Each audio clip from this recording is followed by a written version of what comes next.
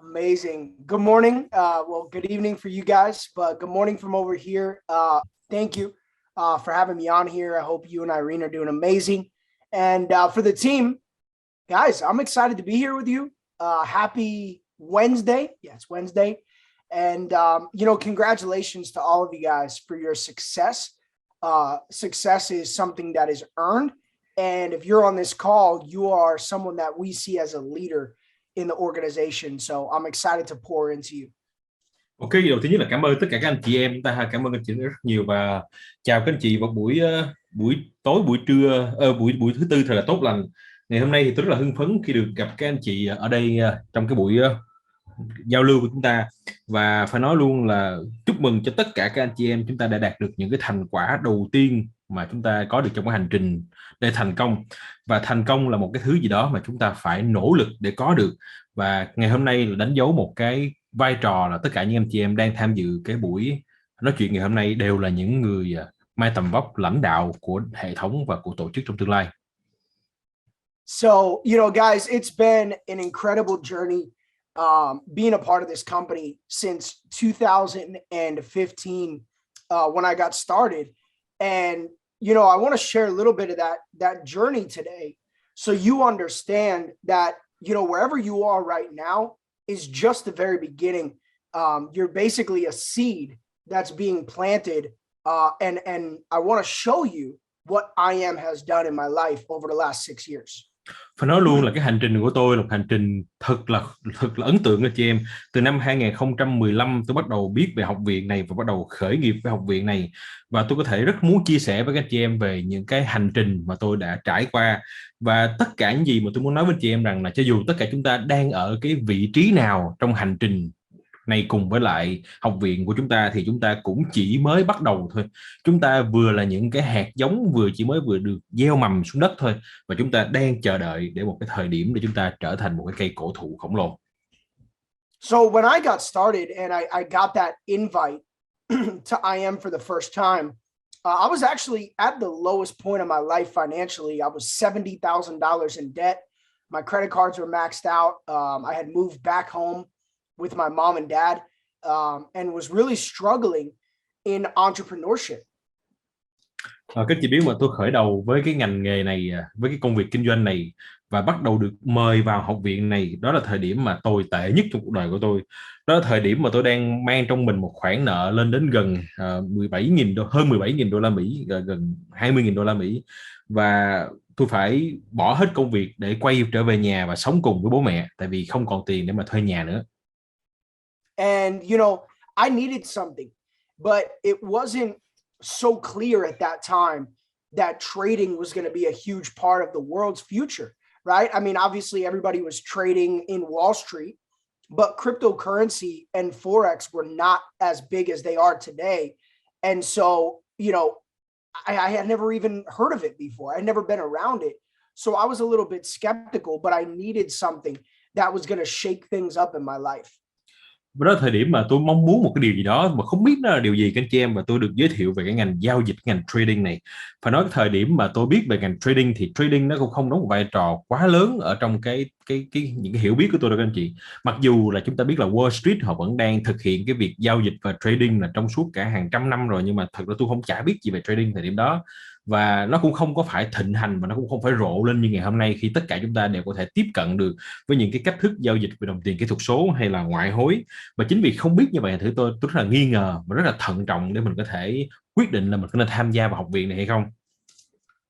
Okay, and so also when I got involved in the company, guys, you have to understand how good it is to have what we have today. When I got involved in the company, Chris Terry was the only person that was educating on Go Live. In the whole company, we had one educator in one language.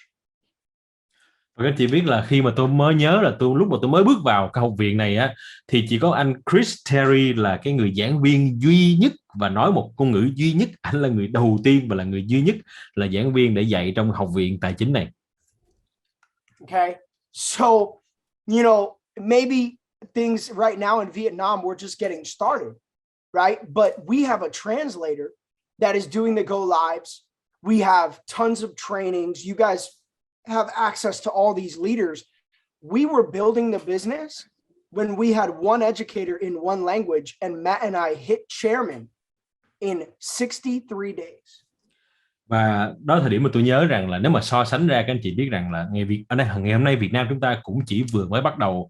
Chúng ta cũng phải học thông qua một anh thông dịch viên, và cái kiến thức của chúng ta nó cũng rất là hữu hạn trong những cái khả năng mình thể tiếp nhận những nguồn thông tin đó. Nhưng mà chúng ta có thể học liên tục, ngày nào chúng ta cũng có rất nhiều bài học hay để chúng ta học.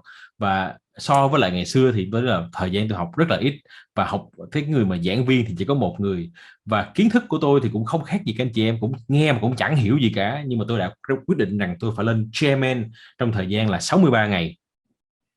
Okay, so wherever you're at right now, understand that, you know, we started this in the mud, so to speak, right? We started this from a really tough position where all the odds were stacked up against us. We didn't know how to trade. We didn't have money. We didn't have much education. And the only tool that we had was the harmonic scanner. Today, we have over 30 different scanners in this company. Cái thời điểm mà chúng tôi tham gia đó các anh chị em, khi mà chúng tôi bắt đầu, chúng tôi đang trong, tôi và cái người đồng hành của tôi đang trong một cái giai đoạn mà rất là khó khăn của cuộc đời. Chúng tôi bị mắc nợ, chúng tôi không có tiền, chúng tôi không có kiến thức, và cái người giảng viên thì rất là giới hạn, chỉ có một người thôi. Và cái việc mà chúng tôi hay tiếp cận được với những nguồn thông tin và đặt ra những câu hỏi thì cũng rất là giới hạn các anh chị em. Và đặc biệt là thời điểm đó chúng tôi chỉ có một công cụ duy nhất để ứng dụng trong việc giao dịch, đó chính là công cụ về mô hình harmonic. Còn ngày hôm nay chúng ta có khoảng chừng gần 30 cái chỉ báo khác nhau, 30 cái mô hình và 30 cái cách, cái công cụ scan thị trường khác nhau để chúng ta có thể ra những cái tín hiệu chính xác hơn. Okay, so guys, I'm really excited about where we're at, because, you know, really in reality, we are building in Asia for the first time. And we have, I believe, we have like 40 Platinum 150s already, and a few Platinum 1000s. We have a couple Platinum 2000s. So, you know, we're already starting to see the build and the momentum and the excitement that we saw years ago. But this time, we have way more resources to work with. Và chúng tôi rất là hưng phấn và rất là tự hào về những gì mà chúng ta đang đạt được ngày hôm nay. Và phải chia sẻ với chị luôn, đây là lần đầu tiên mà chúng tôi chia sẻ, chúng tôi phát triển một cái doanh nghiệp tại thị trường châu Á thông qua những người lãnh đạo rất là tuyệt vời. Và dựa theo cái báo cáo trong thời gian vừa qua thì chúng ta đã có là 40 người đạt cấp bậc là Platinum 150, chúng ta có một vài người đạt cấp bậc là Platinum 1000 và một số người khác đạt cấp bậc Platinum 2000. Phải nói rằng đó là một cái sự khởi đầu rất ấn tượng ở thị trường Việt Nam trong một cái sự khó khăn về thời gian đầu của chúng ta trong giai đoạn này. Okay, so you know, guys, one of the things that I think is so important, because we're really focused on cryptocurrency, is really understanding that the future with crypto is so bright and there's so much to do. Và một điều nữa cũng rất là quan trọng là tại sao chúng ta lại tập trung vào cái thị trường là đồng tiền kỹ thuật số hay đồng tiền mã hóa tại Việt Nam. Bởi vì một trong những lý do đó là cái tương lai của cái ngành này thật sự là rất là sáng lạng các anh chị em. Okay, and there are many ways to make money and build a future with cryptocurrency. Many ways to do that. And I believe that, you know, we need to focus, yes, on making money now. And that's one thing that we're going to talk about today. And that's something that we're providing with all the educators, is showing you different strategies and theories. Và chúng ta có rất nhiều cách thức, rất nhiều phương pháp để chúng ta có thể kiếm được thu nhập từ cái ngành crypto này. Một cái điều tôi cũng muốn chia sẻ với anh chị em ngày hôm nay, chúng ta có một lượng kiến thức rất lớn và kinh nghiệm rất dồi dào từ rất nhiều những cái nhà giao dịch mà họ đã thành công trong cái mảng giao dịch này tại thị trường cryptocurrency này. Okay, so first and foremost, you know, think about where you want to be. You know, one of the things that I always tell people is, yes, we want to make money right now. And of course, we need to make money right now. But I believe that that's why we should build the compensation plan and build the business, because trading is going to take time and crypto is going to take time to grow. So no matter what I teach you right now, it is going to take some time to build a nice result, to become a professional, to become a good trader. So building the business right now will help you get the capital, the money, to continue to invest in crypto, to continue to fund your trading account. Và các anh chị biết rằng là chúng tôi đã ngồi xuống và đã suy nghĩ về cách thức để chúng ta có thể làm sao phát triển cái doanh nghiệp này, học viện này một cách phát triển toàn cầu và bền vững. Và cái kiến thức mà chúng tôi mang đến cho các anh chị ngày hôm nay là một lượng kiến thức sẽ giúp cho các anh chị trở thành những cái chuyên gia, sẽ trở thành những người giao dịch chuyên nghiệp mà chúng ta có thể tự mình lên trên sàn giao dịch và mình có thể kiếm được thu nhập mỗi ngày nhờ vào cái cách thức chúng ta tính toán, phân tích thị trường và phân tích những cái biến động giá của thị trường tài chính và cũng như là thị trường cryptocurrency. Tuy nhiên chúng tôi nghĩ một điều xa hơn và rộng hơn nữa là chúng ta có thể phát triển cộng đồng cùng với lại học viện này. Và cái việc phát triển cộng đồng nó cũng là một cái công việc, một cái doanh nghiệp, một cái sự nghiệp, mà cái sự nghiệp này sẽ giúp chúng ta một cái điều đầu tiên nhất, đó là chúng ta có thêm rất là nhiều học viên, và cái điều thứ hai là chúng ta có thêm một cái nguồn ngân quỹ rất là lớn để chúng ta tiếp tục mình bổ sung vào trong cái danh mục đầu tư của chúng ta, để chúng ta có thêm một cái nguồn bên ngoài mình tiếp tục mình đưa vào để mình tích lũy những cái tài sản kỹ thuật số này. All right, so first, I want to show you a couple different ways that people can make money with crypto. Và tôi muốn chia sẻ với chị một vài cách để các anh chị có thể kiếm được tiền với lại đồng tiền kỹ thuật số. Okay. Number one is with leveraged. Thứ nhất đó là mình giao dịch bằng đòn bẩy. Okay, leveraged, or we call like MetaTrader 4, 5 type of trading, right? Where you can buy and sell with margin. Và cái công cụ mà chúng ta có thể sử dụng để chúng ta dùng đòn bẩy là thông qua cái MetaTrader 4 hoặc 5, chúng ta có thể mua và bán và sử dụng cái margin, tức là một khoản ký quỹ, để chúng ta có thể giao dịch với lại cái mức đòn bẩy cao hơn và tăng cái lợi nhuận nhiều hơn. Tất nhiên đi kèm rủi ro cũng sẽ cao hơn. Okay, number two is exchange trading, where you can trade from one coin to another. Okay, so from one crypto to another, and your goal is accumulation, right? So your goal when you're exchange trading is to just get some profit and then move to another project, get some profit, move to another project. Và cái cách thứ hai đó chúng ta giao dịch thông qua cái việc là trao đổi những cái tiền mã hóa này, hay gọi là exchanging, hay là mình gọi là giao dịch mua bán trên những cái sàn giao dịch đồng tiền kỹ thuật số. Cái cách thức rất là đơn giản, mình hiểu là chúng ta không có đầu tư nắm giữ cái gì hết, chúng ta đầu tư một cách rất là nhanh chóng. Mình có thể gọi từ là giao dịch hàng ngày hay là giao dịch lướt sóng anh chị em. Mình mua một cái dự án nào đó xong mình bán mình kiếm lời, hay là mình short một cái dự án nào đó xong mình chốt mình kiếm lời, và mình đi từ dự án này qua dự án khác, và chúng ta có thể có được cái khoản thu nhập liên tục và đều đặn như vậy. Okay, so number three is portfolio, right? Building and dollar cost average.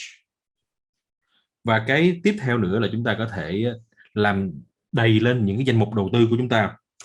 Chúng ta sẽ mua những cái đồng tiền mà nó có mức độ giá trị cao, những cái khả năng mà nó thể tăng trưởng nhiều trong tương lai, và chúng ta nắm giữ nó ở đó để làm sao cho cái hạng mục đầu tư của chúng ta nó tăng trưởng về cái giá trị về lâu về dài. Okay, so number one, let's talk about leveraged and MetaTrader 4 style of trading, which I think is really good for people that are doing this, 4 or 5 hours a day. You're full time, you're putting time in to trading consistently, and you really want to master the skill of trading. Và mình nói chút xíu nữa về từng cái một. Cái thứ nhất là mình giao dịch về đòn bẩy. Giao dịch đòn bẩy là một cái cách thức dành cho nó phù hợp cho những anh chị em nào đã trau dồi rất là lâu năm những cái kỹ năng giao dịch phán đoán thị trường một cách rất nhanh chóng bằng theo từng giây thôi, thì chúng ta sẽ rất phù hợp để giao dịch bằng đòn bẩy, khi chúng ta có thể ra những cái tín hiệu rất phù hợp để chúng ta có thể vận dụng cái kiến thức của mình để mình có thể x lên nhiều lần cái kết quả giao dịch của chúng ta. Okay, so when it comes to leveraged or MetaTrader 4 style of trading, all right, you have a lot of our crypto educators that you guys have access to. They focus on this style of trading. Và các anh chị em nào mà thích cái phong cách giao dịch đòn bẩy này thì chúng ta cũng có rất nhiều những cái giảng viên, họ là những chuyên gia trong lĩnh vực đòn bẩy, và họ sẽ cho chị em những cái lời khuyên rất là tuyệt vời về những cái kinh nghiệm mà của họ khi họ đã giao dịch thành công trong đòn bẩy. Okay, so this is a really cool style of trading, especially if you don't have lots of money to start buying different cryptos, investing in the real coins. This is something that is not only for that, right? But if for people with a small budget, leverage trading makes a lot of sense because it's a way to accumulate money. I don't want to say fast because it'll send the wrong message, but it's a way to accumulate money without having a lot of money. There you go. Và chúng ta biết là một trong những cái điểm lợi thế rất là mạnh của giao dịch đòn bẩy, đó là nó dành cho những người mà họ tham gia với cái thị trường này với một cái số vốn nó giới hạn.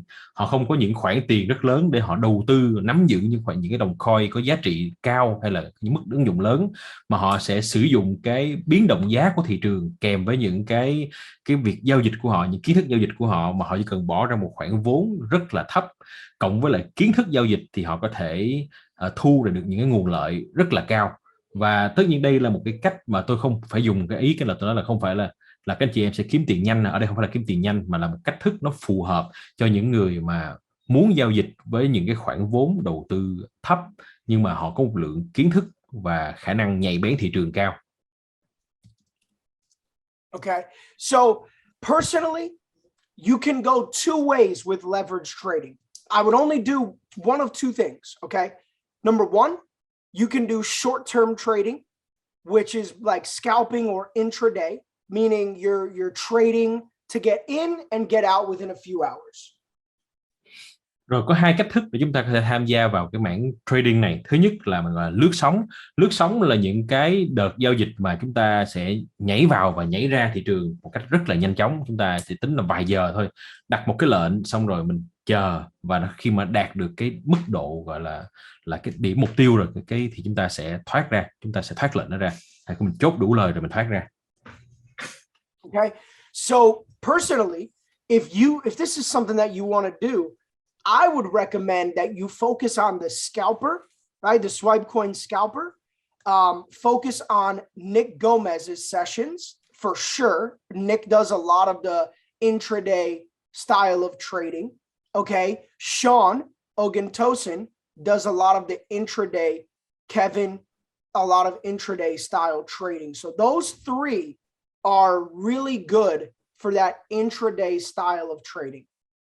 Và các anh chị em nào mà quan tâm về cái hình thức giao dịch mà lướt sóng này, chúng ta có thể sử dụng cái công cụ là Wisecoin Scalper, một công cụ rất là phù hợp để chúng ta có thể lướt sóng. Và chúng ta có 3 người giảng viên rất giỏi trong cái việc chia sẻ, phân tích cho các anh chị về những cái điểm này, đó chính là anh Nick Gomez, anh Sean Oguntosin với lại anh Calvin, là 3 người rất là giỏi và rất là xuất sắc trong lĩnh vực này.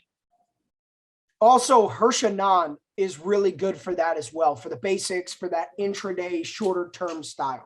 Một cái cách thức nữa là chúng ta sẽ học cái lớp của anh Hershanan. Thì đây là một cái người phân tích kỹ thuật cũng rất là tốt, và anh này cũng rất là vui tính, và chúng ta cũng có thể học được những cái phong cách giao dịch của anh.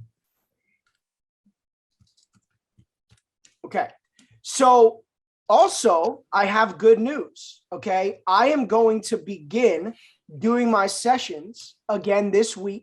I'm actually going to do a session Friday at 9 a.m. my time. So it'll be 9 p.m. your guys' time. And I'm doing the sessions early in the morning so that you guys can get on those sessions. So I'm really doing that time specifically for you, for the Vietnam team. And you're going to see it here on the schedule. Probably at some point today, we'll also do a flyer and an announcement. And I do kind of both, right? I talk a little bit about the short term, but I specialize in dollar cost average, portfolio and swing trading. Và một cái tin tốt cho chị em là trong tuần này thì tôi sẽ quay lại cái việc giảng dạy cái lớp học của mình. Thì tôi đang thiết lập một cái giờ học mà nó sẽ chủ yếu là để dành dạy cho các anh chị người Việt Nam, bởi vì cái giờ đó dự kiến sẽ là 9 giờ ở bên Mỹ, ở đâu đó khoảng chừng 8-9 giờ gì đó ở Việt Nam. Thì chúng ta sẽ được học cái lớp này, và lớp này là gần như được thiết kế để cho các anh chị em chúng ta có thể, người Việt Nam có thể học một cách dễ dàng. Tôi thì sẽ tập trung vào cả hai lĩnh vực, đó lĩnh vực giao dịch ngắn hạn và giao dịch dài hạn, cách thức để chúng ta có thể lướt sóng và nắm giữ những đồng tiền kỹ thuật số hiệu quả. Okay. So that's for more of the short-term leveraged style trading. Now, personally, if you're a little more patient, you know, you're a little more long-term, okay, then you can do swing trading, but with MetaTrader 4 and leverage. Và các chị biết mà, nếu chúng ta là một người có một cái tính kiên trì và chúng ta có sự kỷ luật, thì một trong những cái cách thức mà giao dịch rất là hiệu quả cho các anh chị ở trên MetaTrader 4 đó là chúng ta sẽ sử dụng phương pháp là giao dịch trung hạn và dài hạn, nhưng sử dụng đòn bẩy. Và với cách thức này chúng ta có thể tận dụng gần như là tối đa cái sự tăng trưởng của thị trường, và có thể gọi là nó compound, là nó nhân bản lên, nó nhân lên cái mức độ lợi nhuận rất là lớn nếu chúng ta ra được một cái lệnh mà nó đi đúng hướng của chúng ta về lâu dài. Okay, so for the more swing trading style, I think a NHÐ and the harmonic scanner for DCX make a lot of sense. Và các chị biết, đối với những người mà thích cái phong cách là giao dịch swing trading, là giao dịch ngắn trung hạn và dài hạn đó, thì anh NHÐ là một cái người mà rất phù hợp để hướng dẫn cho các anh chị, bởi vì anh rất giỏi trong cái mảng là phân tích theo cái mô hình harmonic. Thì công cụ mô hình harmonic nó rất phù hợp với những anh chị nào thích cái cách thức mình giao dịch trading theo hình thức là trung hạn và dài hạn. Okay, and I wanted to say this too, Vance, so you can translate this. For more of the short term, I think the swipe coin scalper is the best tool in the company. For more of the long term and swing trading, I think the harmonic scanner is the best tool in the company. So I think it's about picking and choosing, you know, what style you want, so you make sure you're using the right tool for the right job. Và các chị biết mà, một cái điều mà tôi chia sẻ với anh chị luôn là tùy vào cái phong cách giao dịch của mình, và tùy vào cái sở thích của mình là cái gì, và tùy vào cái quỹ thời gian, khung thời gian, kiến thức của mình, và mình sẽ có những cái phong cách giao dịch nó phù hợp với mỗi người. Họ không có người nào nó sẽ chọn cái cách giao dịch nào nó tốt hơn cách giao dịch nào hết, nó sẽ phù hợp với ai. Đối với những anh chị nào mà phù hợp với cách giao dịch là ngắn hạn, chúng ta sẽ sử dụng cái công cụ là scalper, công cụ lướt sóng. Thì công cụ scalper này rất phù hợp để chúng ta có thể vào lệnh nhanh và thoát lệnh nhanh, chốt lời nhanh ha. Và đối với những anh chị nào mà chúng ta lại tập trung vào cái việc là phát triển một cách lâu dài, bền vững, kỷ luật và kiên trì, chúng ta lựa chọn hình thức là giao dịch swing trader, tức là giao dịch trung hạn và dài hạn, thì khi này cái công cụ harmonic nó sẽ phục vụ chúng ta rất là hiệu quả. Thế thì tùy vào các anh chị lựa chọn cái phong cách nào, cái style nào, mà chúng ta sẽ lựa chọn cái công cụ nó phù hợp với chúng ta. Okay, so a NAS is really good for this style of trading. Crypto Picasso is really good, probably the best for this style of trading. Và cái bị trung hạn và dài hạn thì phải nói luôn là anh Crypto Picasso là số 1 luôn anh chị em, là người giỏi nhất để mà có thể phân tích những cái thị trường theo kiểu hình thức là trung hạn và dài hạn. Right, and I know guys that Brandon Boyd did a training last week on risk management. You know, risk management is so important no matter what style you're trading. But if you know your style and you know your goals and what you're trying to achieve, then, you know, taking losses will not be a normal thing. And when I first started, I was losing all the time in trading and I was getting so mad. Và chị biết không ạ, từ cái tuần trước thì anh Brandon Boyd đã dạy chúng ta một cái bài rất là cơ bản, đó là cái cách thức chúng ta có thể quản trị cái rủi ro, cách thức chúng ta có thể kiểm soát rủi ro. Nhưng mà cái cách thức kiểm soát rủi ro này nó chỉ là một yếu tố thôi. Các anh chị phải hiểu là chúng ta giao dịch không phải chỉ để mình kiểm soát rủi ro. Mức độ kiểm soát rủi ro nó giống như là cái phao cứu sinh gì đó, mình giao dịch để mình thắng. Khi các anh chị có được một cái lượng kiến thức vừa đủ, giống như tôi ngày xưa chẳng hạn, khi mới vào gần như đặt ra 10 lệnh thì hết 9 lệnh thua, được có lệnh là hòa thôi. Còn bây giờ thì vấn đề nằm ở chỗ là khi mà đã kiến thức rồi thì cái việc mà chúng ta sẽ ít hơn những cái lệnh mà chúng ta đặt sai, đặt không đúng, và nhiều hơn cho những cái lệnh mà chúng ta đặt đúng, đặt chính xác, và khi đó thì kết quả của mình nó sẽ nhiều hơn. Okay, so that's style number one, right? Leverage and MetaTrader 4. What I would say is, like, when I was always losing in the beginning, it was just because I didn't understand my strategy. Right? I wasn't doing my stop losses the right way.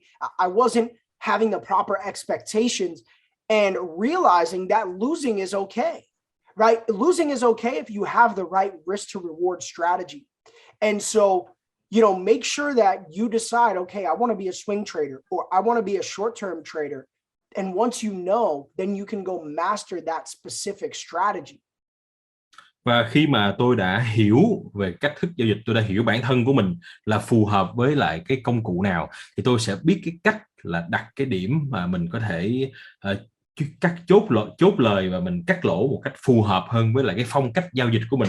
Mình không còn đặt những cái điểm chốt lời quá cao hay đặt những mức cắt lỗ nó quá gần hoặc là quá xa, thì nó sẽ phù hợp với phong cách mình hơn. Thế thì cái việc đầu tiên nhất là các anh chị phải phải biết rằng cái phong cách giao dịch của chúng ta là gì, và chúng ta lựa chọn cái công cụ, cái kiến thức phù hợp với chúng ta để chúng ta có thể có được những cái chiến thuật giao dịch nó phù hợp nhất. Okay, now the next style of trading is exchange trading, right? And this is where you're going to be looking for those altcoins, the hot new coins coming out. You know, what can you get in that's going to grow, and what projects can you invest in to make some money? Và tiếp theo nữa là mình giao dịch về trao đổi các anh chị. Giao dịch về trao đổi thì chúng ta sẽ lại rất quan tâm về những cái đồng tiền nào mà nó có vẻ nó hấp dẫn, cái đồng tiền nào nó mang được tính ứng dụng cao, cái đồng tiền nào mà nó đang tạo ra xu thế, đồng tiền nào mà nó có khả năng tăng trưởng lớn. Thì đó là những cái thông tin mà chúng ta đang rất quan tâm khi mà chúng ta giao dịch theo cách thức này. Okay, and you'll see here I switched to the Vietnamese DCX so we could actually look at that. And you guys will see here that for exchange trading, okay, Mike Sotero and then Mike, well, basically Mike and Kurt, and then Mike and Kurt have a join session. They are unbelievable, some of the best traders that I know. And guys, I would absolutely make Mike and Kurt's sessions a priority in your schedule. Và các chị biết không ạ, là ở đây chúng ta có hai nhà giao dịch rất là giỏi trong cái lĩnh vực mà họ có được những kiến thức để mà họ phân tích những cái dự án. Đầu tiên nhất là anh Mike Sotero, và người thứ hai là một cái người cũng rất xuất sắc trong lĩnh vực này, đó là anh Curtis Coban, hay là gọi là anh Kurs theo cách gọi là thân thuộc. Và đặc biệt đó anh chị là hai người này là họ có một cái lớp học mà họ dạy chung với nhau, tôi gọi là song kiếm hợp bích luôn, là một cái buổi mà chúng ta có thể có được một lượng kiến thức gần như là double luôn anh chị em. Chúng ta vừa có được những cái dự án hay, chúng ta vừa phân tích và chúng ta vừa biết được thị trường nữa. Thì đây những cái lớp mà của anh Curtis và anh Mike dạy chung trong tuần này chỉ có vài lớp như vậy thôi, và đó là một cái lớp mà chúng ta biết được là cái tương lai, cái thị trường tiến về đâu, và đặc biệt là những cái đồng tiền kỹ thuật số hấp dẫn mà chúng ta nên quan tâm.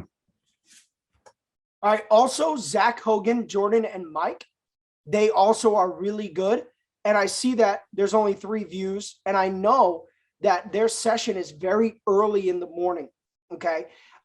Understand that a lot of the crypto activity starts to take place early in the morning for your guys' time. So a lot of the sessions are going to be very early. And over time, we'll work on making this schedule a little bit better for you guys. Maybe getting some more sessions at nighttime, because I do see that a lot of the sessions are early in the morning, but there's a reason for that. And it's because the markets really move at nighttime here, but morning in Asia. Và có một lớp học của anh Zachary với lại anh học chung với lại 3 người, chị Zachary với lại Morgan. Thì đây là những cái khóa học cũng rất là hay, dạy những thông tin rất là căn bản cũng như cập nhật thị trường. Thì các anh chị nào mà tham dự cái lớp học đó thì chúng ta cũng thấy được là cái hướng đi của thị trường như thế nào và những cái thông tin rất là tốt. Nhưng mà đặc biệt là chúng ta lại không có thể học được nhiều, bởi vì cái lớp học này cái giờ nó quá sớm các anh chị em, là 3 giờ sáng. Thực ra tôi biết rằng là các anh chị em rất nhiều người không thể gọi là thức được đến giờ này, hoặc là chúng ta cài bỏ thức nhưng mình không có đủ sức khỏe để mình thức dậy giờ này để mình học lớp này. Và trong tương lai thì tôi dự kiến rằng tôi sẽ đề xuất sẽ có những cái lớp học thêm những lớp khác dành riêng cho thị trường Việt Nam thôi. Khi đó chúng ta sẽ có những cái lớp mà nó trễ hơn, với cái giờ nó phù hợp. Một những cái lý do mà tại sao chúng ta lại có cái giờ đó là bởi vì cái thị trường buổi sáng sớm ở bên khu vực Việt Nam, ở châu Á mình á, là cái buổi mà giá thị trường bắt đầu di chuyển. Và khi mà chị học cái giờ đó là mình vừa học, mình có thể vừa chốt được cái kết quả mình học luôn. Và rất là nhiều lần mà họ dạy thì họ sẽ hướng dẫn anh chị em làm sao mình có thể ra lệnh luôn trong cái lúc học đó. Và đó là một trong những cái điều mà tại sao chúng tôi lại hướng cái học viên đi học vào cái giờ đó, để chúng ta có thể thực hành tại chỗ và có thể kiếm được tiền ngay lúc mình học luôn, là như vậy. Okay, now I'm gonna, after this call, make sure, because we have a new educator. Okay, we have a new educator for DCX named Corinne. and I'm going to make sure that she is added to the Vietnamese roster. Okay, but her trainings are going to be very important because it's a fast start for DCX. So she's actually the educator that is there helping people get started when they first, are starting with crypto. Và tiếp theo nữa là một cái người giảng viên mới, đó là chị Corinne Florence. Thì đây, cái người dạy này là rất là tuyệt vời, đó là cái giảng viên nữ. Và bên cạnh đó thì chỉ dạy như một cái điều mà rất nhiều người Việt Nam chúng ta cần, đó là những cái gì cơ bản nhất. Chúng ta sẽ mới bắt đầu vào trong cái ngành crypto này, chúng ta sẽ bắt đầu như thế nào. Thì đó là những cái chương trình mà của cái chị Corinne này cô dạy. Nhưng mà bởi vì cô là người mới nên chúng ta chưa có cái lịch để chúng ta có thể triển khai nó, cái lớp học này trong thời gian này. Nhưng mà trong tương lai chúng ta sẽ có khởi động với tiền mã hóa như thế nào một cách nhanh chóng. Anh chị em, đó là một cái bài học rất là phù hợp với rất nhiều người mới. Okay. So Corinne's amazing, and the last style of trading is portfolio and dollar cost averaging. Right? And this is really the strategy where people are buying the coins to hold on to them, building a physical portfolio with crypto, and investing in these projects long term. Và tiếp theo nữa là chúng ta sẽ có những cái cách đầu tư tiếp theo, là cách đầu tư nắm giữ lâu dài, hay mình gọi là đầu tư theo hình thức là mình có những cái danh mục đầu tư lớn. Thì đây là cách thức mà chúng ta có thể tìm hiểu rất sâu sắc vào những cái dự án, chúng ta đầu tư vào những cái dự án đó trong những giai đoạn nó cũng còn rất sơ khai, thì chúng ta sẽ biết được rằng là cái mức độ tăng trưởng của nó sẽ rất cao trong tương lai. Thì đây là một trong những cái danh mục, một trong những cái cách thức đầu tư mà nó đòi hỏi là dài hạn. Okay, so this style of trading is really what has helped me long term, right? Because I've always wanted to invest, even when I didn't have a lot of money, and get into good projects like Bitcoin, Ethereum, Solana, Ripple, Superbit, right? Good quality projects. Ví dụ như ở đây chúng ta có những cái dự án mà ngày xưa nó giúp tôi rất là nhiều khi tôi tham gia vào cái công việc giao dịch đồng tiền kỹ thuật số này. Đó là Bitcoin nè, Ethereum nè, Solana nè, rồi Ripple nè. Và đó là những cái dự án mà rất là hay mà tôi đã từng biết đến, và nó đã giúp đỡ tôi rất nhiều trong công cuộc giao dịch lâu dài các anh chị em. Okay, so this is a strategy on Friday at 9 p.m. Okay, so basically this time right now, but on Friday morning, so 48 hours from now, I'm going to do my session and talk about dollar cost averaging in depth and do a training on the strategy that I use personally, which is great if you have some money, right? You don't need millions, right? But if you have some money you want to invest, if you want to invest consistently, I believe this is one of the best strategies long term. Và một trong những cái chúng ta sẽ có một cái lớp học, và tôi sẽ dạy các anh chị trong vòng 48 tiếng đồng hồ nữa, cũng cái giờ này các chị, 4 tiếng đồng hồ nữa chúng ta sẽ có một lớp học để dạy cho các anh chị về cái cách thức và cái phương pháp và những cái chiến thuật mà tôi đã ứng dụng và nó hiệu quả như thế nào, và cách thức này chúng ta có thể đầu tư vào những cái dự án theo hình thức là danh mục đầu tư này. Thì chúng ta không cần nhất thiết là chúng ta phải có quá nhiều tiền như vậy, chúng ta sẽ gọi là có bao nhiêu thì mình tham gia bấy nhiêu theo cái mức độ mà chúng ta có khả năng, nhưng mà nó sẽ giúp cho các anh chị em rất lâu dài, về khía cạnh về lâu về dài. Okay, so I love this strategy because it's more about, figuring out a budget, say per week. Let's say you want to invest $100 a week, $500 a week, whatever it is. That's how I started. Even when I was broke, I said, you know what? I'm going to invest $200 a week. And I was buying some Bitcoin, buying some Ethereum, right? Every single week consistently. And that is so important because it may seem small, but in 2 to 3 years, you're going to have a lot of crypto. Và đây một chiến thuật mà tôi có hay dùng anh chị. Ví dụ như ngày xưa khi tôi tham gia vào đây, lúc mà Bitcoin còn thấp á, tôi đặt mục tiêu là cứ mỗi một tuần như vậy tôi sẽ mua ít nhất là 100 đô tiền Bitcoin hay là 200 đô tiền Bitcoin. Có những tuần mà có thu nhập cao thì mua 500 đô tiền Bitcoin. Và cứ thế cái việc đầu tư đó nó cứ liên tục. Nhưng mà đây là ví dụ thôi nha. Còn trong lớp học chúng ta sẽ có rất nhiều danh mục đầu tư để chúng ta có thể đầu tư. Nhưng mà chúng ta làm cái việc đó một cách đều đặn mà lâu dài. Chúng ta không nhất thiết là mình phải đầu tư vô nhiều, mình có bao nhiêu đầu tư bấy nhiêu. Anh chị có tiền Việt Nam mình là 100.000, 200.000, 300.000 tùy mình đầu tư, nhưng mà nó đều đặn, tuần nào mình cũng làm. Thì sau một khoảng thời gian các anh chị sẽ có rất nhiều những cái đồng tiền kỹ thuật số mà nó tốt và nó rất là xuất sắc, thì chúng ta sẽ có thể phát triển rất lớn mạnh nhờ vào cái danh mục đầu tư này của chúng ta. Okay, so this is very powerful and it's important for you guys to know, because if somebody just joins and they're like, okay, I'm going to make a bunch of money with crypto, let me get DCX. Yes, you can make money, but you need to understand what DCX really is first. Và rất nhiều anh chị khi mà nghe về đồng tiền kỹ thuật số, họ biết được rằng là tham gia giao dịch đồng tiền mã hóa thì sẽ rất là dễ có được cái thu nhập trong thời gian vừa qua, và họ nghĩ rằng là họ chỉ cần đóng tiền tham gia vào club DCX này là họ thành công, đúng không ạ? Thì cái điều đó thật không phải như vậy. Chúng ta vào đây, chúng ta được mở ra những cánh cổng kiến thức để chúng ta có thể hấp thu những kiến thức đó và chúng ta ứng dụng nó, thì chúng ta mới có thể kiếm tiền. Tất nhiên việc kiếm tiền ta cũng thích rồi, nhưng mà kiếm tiền như thế nào và kiếm tiền bằng cách nào mới là quan trọng các chị em. Okay, one second. I'm talking to Picasso right now about the DCX schedule, so making sure that they can get me announced so I can get back here. So yeah, guys, this is so key and so important, and I really want to see you guys have success with trading. But my biggest advice is for you to be patient. Find your strategy. Find what it is that you want. Don't just be here as like a robot trying to make money and sign people up, right? Find your strategy, find your desire and what you want long term. Một điều nữa là tôi muốn các chị em hãy tham gia với chúng ta với học viện này với tư cách là một cái người giao dịch và một người phát triển kinh doanh. Chúng ta cần phải phát triển cái tính kiên nhẫn của chúng ta, và chúng ta phải biết được cái chiến thuật của chúng ta là gì, chứ đừng có tham gia vào đây như một cái người máy, một robot lên đây ngồi học và cứ mơ ngày đó thành triệu phú là chưa chắc đâu chị em. Phải mình học xong phải thực hành và phải ứng dụng. All right, so that's really important, and just setting the proper expectation for your success, right? Because you guys are leaders. So as you're growing your teams, it's going to be so important for you to be able to help them get started, for you to give them direction, right? We don't just want to sign people up and then they're lost and they quit the next month, right? The key here is making sure that they have the right vision and the right expectation. Và một điều nữa chúng ta biết luôn là khi chúng ta tham gia vào trong cái học viện chúng ta phải có một cái sự kỳ vọng nó phù hợp.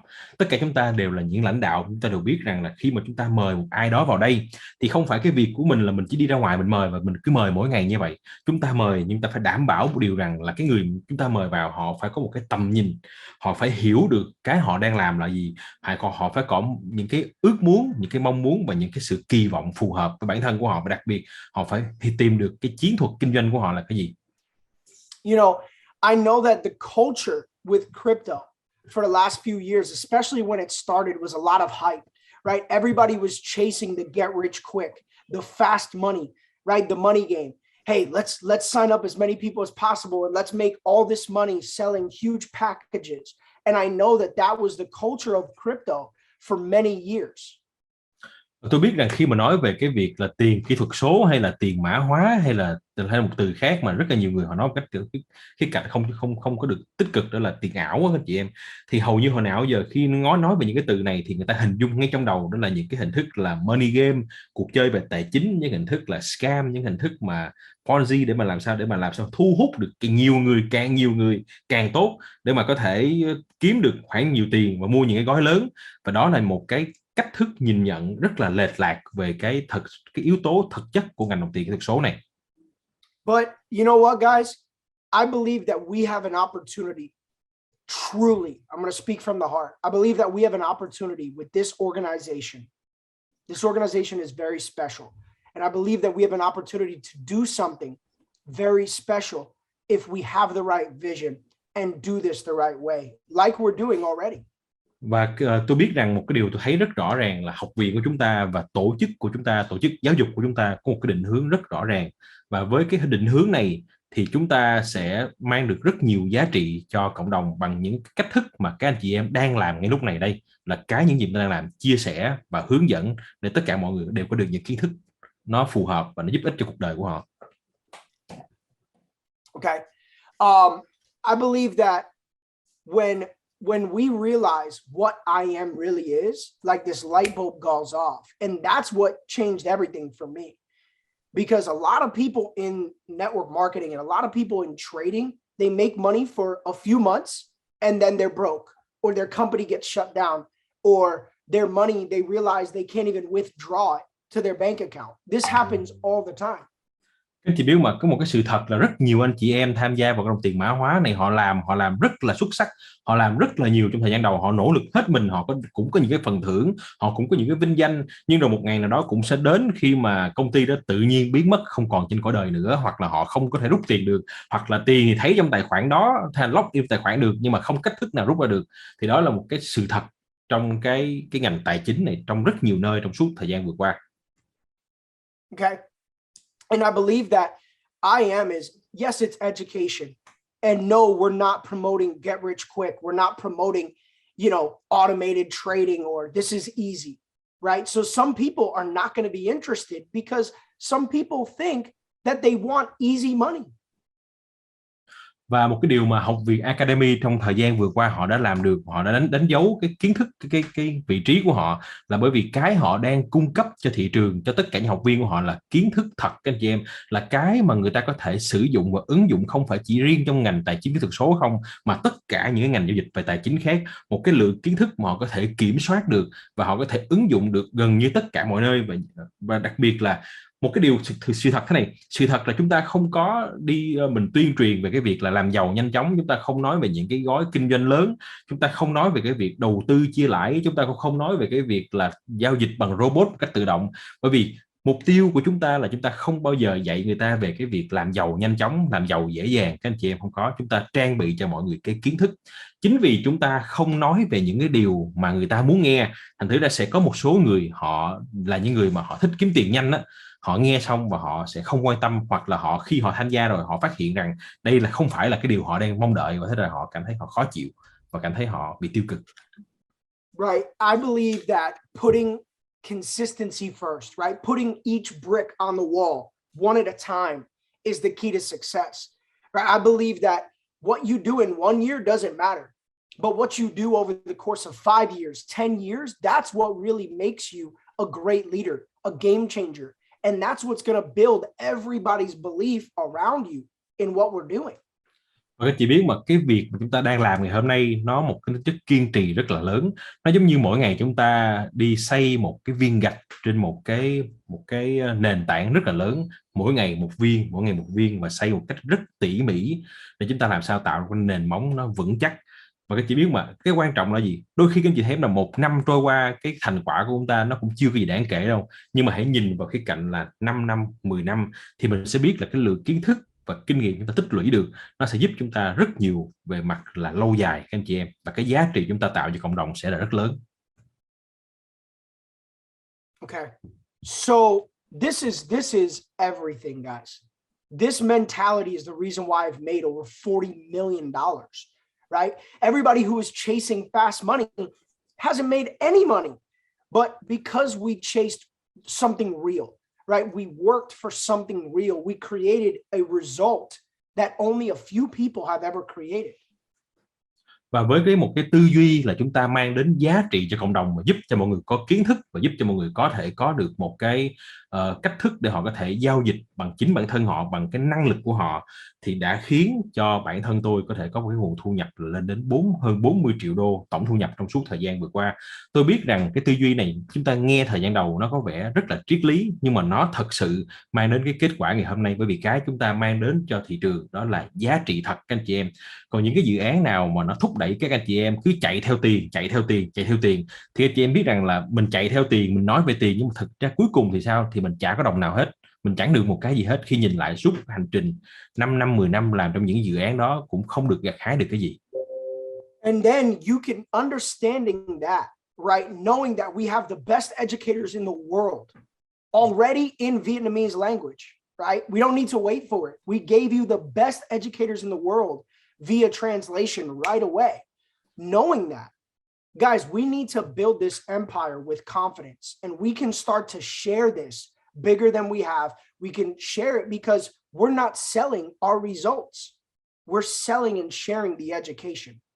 Và một cái điều nữa, bởi vì cái tâm lý là tôi muốn, cái triết lý tôi muốn mang đến cho anh chị những cái kiến thức một cách nhanh chóng nhất, nên ngay lập tức cái việc đầu tiên chúng ta làm khi biết về Việt Nam đó là tìm ra những người thông dịch để làm sao cho anh chị truyền tải cái lượng kiến thức cho các anh chị một cách sớm nhất trong khả năng có thể. Một mức độ nào đó, cho dù là chúng ta có thể chỉ học được 1% mỗi ngày, nhưng mà một tuần lễ trôi qua chúng ta đã có thể học được là tăng trưởng 20%, để một tuần có lớp tận 20 lớp để chúng ta có thể học.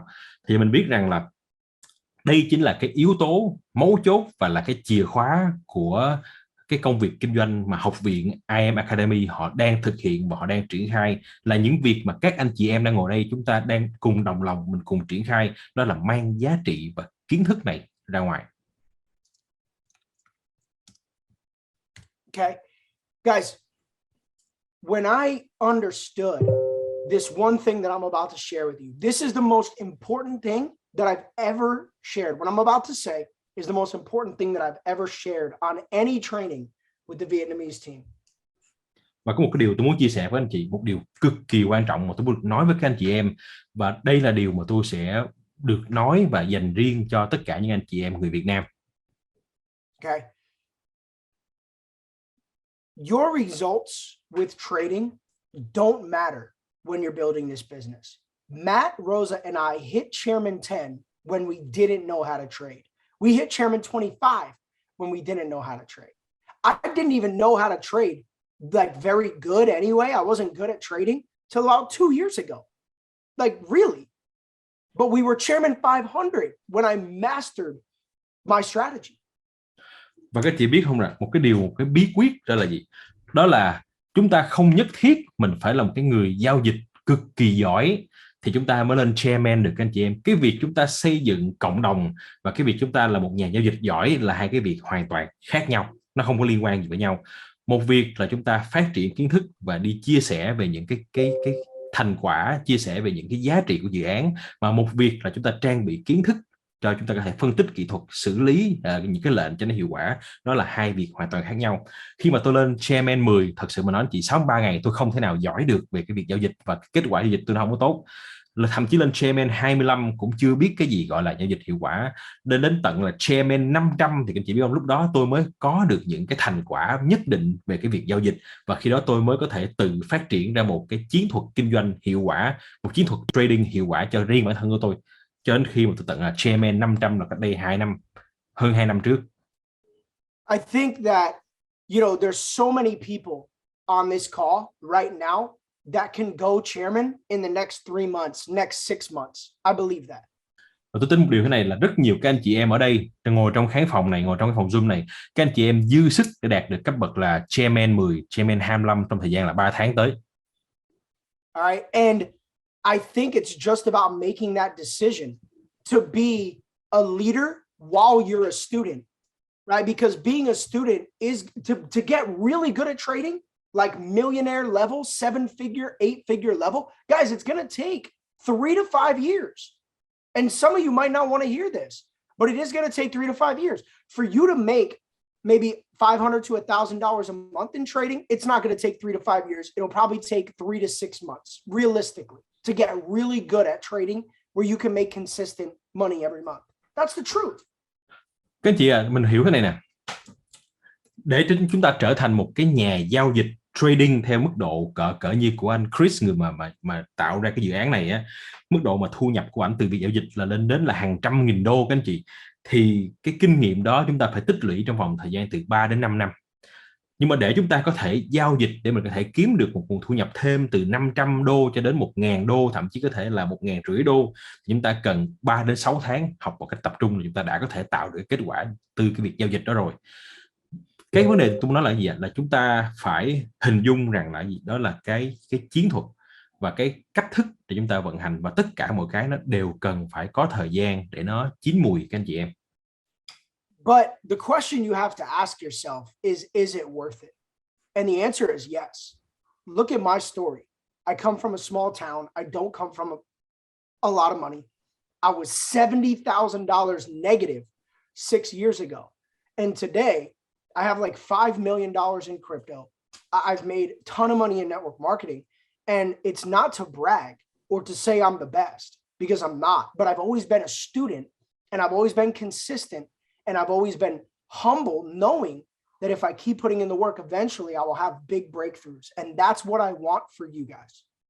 Các chị biết mà, tôi kể cái này ra để cho chị thấy rằng là từ hành trình từ một cái cậu thanh niên mắc một khoản nợ rất lớn cho đến ngày hôm nay tôi có một cái tổng tài sản kỹ thuật số hơn 5 triệu đô la Mỹ, có nguồn thu nhập rất là lớn hàng tháng, có một hệ thống trải dài ở khắp mọi nơi trên thế giới với nguồn thu nhập hàng tháng như vậy là vài trăm nghìn đô, mình nói đơn giản là như vậy. Thì cái bí quyết là cái gì? Cái bí quyết là chúng ta phải là vừa là học sinh vừa là lãnh đạo cùng một thời điểm các chị em, bởi vì đó chính là cái cách thức để chúng ta có thể vừa học được, bản thân chúng ta vừa học được và chúng ta vừa chia sẻ được. Thế thì cái việc học nó có xứng đáng hay không chị? Việc học nó hoàn toàn xứng đáng anh chị em, cực kỳ xứng đáng, bởi vì các chị em biết rằng là khi chúng ta có được cái kiến thức rồi đó, chúng ta sẽ biết cái phương pháp, cái cách thức để chúng ta đi hướng dẫn người khác và chúng ta thu hút được người khác để họ học vào trong dự án này, cái học viện này. Guys, there are people that I introduced to trading. I showed them trading. They didn't know anything about it. When we first started, and I didn't know how to trade, I shared IM with them. And guess what? They're educators today. They live off trading today. So sitting around and waiting till you have a result is not smart. Share this opportunity with confidence, because I believe we are giving people access to the best educators and the best tools in the world.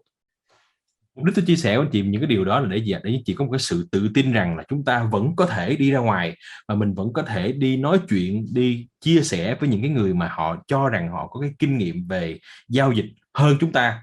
Bởi vì sao? Bởi vì bản thân tôi, khi tôi chia sẻ cái dự án này cho những cái người mà ngày hôm nay họ đang là giảng viên của các anh chị đó, ngay thời điểm mà kiến thức của họ rất là nhiều về giao dịch, mà kiến thức của tôi chẳng có gì hết, nhưng tôi vẫn tự hào, tự tin đi gặp họ và chia sẻ về cái tầm nhìn của học viện này. Và sau đó khi họ tham gia học viện rồi, chính tôi là người học lại từ họ, từ những kiến thức giao dịch mà họ đã có được. Okay, so I hope today really helped you guys make some big breakthroughs, because I know we are doing something so special here, and I just want to see you guys win. And so I wanted to share really just that clarity, bring that vision and that belief that you can do this. Even if you're struggling, even if you just got started, even if you're winning, I think you needed to hear this message today.